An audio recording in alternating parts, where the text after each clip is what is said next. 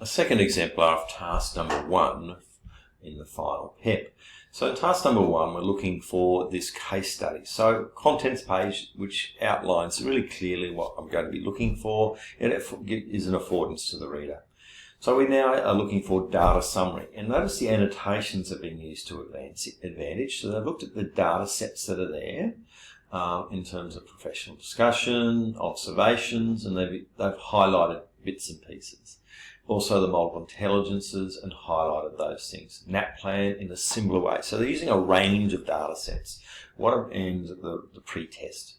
Nice, although it may not necessarily be required in the future, but they've understood through the narration here, this is my extraction of information from the student work samples that are there.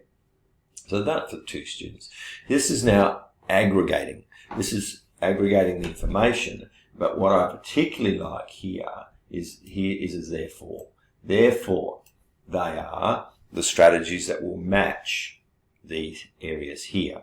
So these areas also align with the areas of the differentiated domain in terms of readiness, interest, and learner profile. And it could actually be use those names in brackets adjoining that. And following that is what we call a description, a cognitive commentary. Notice they've highlighted the areas that they are aligned to, which matches above here. So I get a really clear flow through of the data, its analysis with annotations, its summary and synthesis here, and a cognitive commentary, really clear.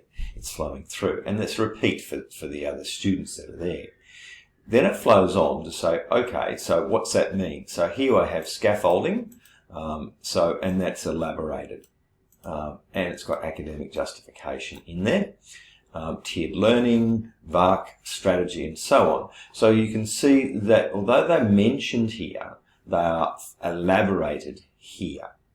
And then the lesson, only probably area that I would probably say that critique is just really a little bit more information on what I'm going to see in the lesson. Maybe that should be 2 or 3 sentences as opposed to 1. Now, however, the annotations are superior. In other words, it's showing me the strategy, not giving me procedural annotations. It's giving me learning strategy annotations. So I can see the kinesthetic, the VARC, the scaffolding, and so on. And it relates to how students 1 and 3 are going to benefit from it. So if I look at that whole meta-narrative, it is the data and analysis, critical thinking with the cognitive commentary in the table, synthesis table.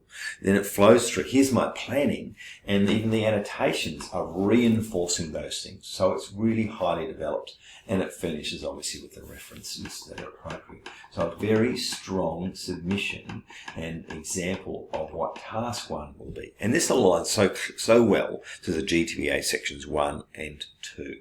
So a great example for you to consider and to perhaps take some learning from.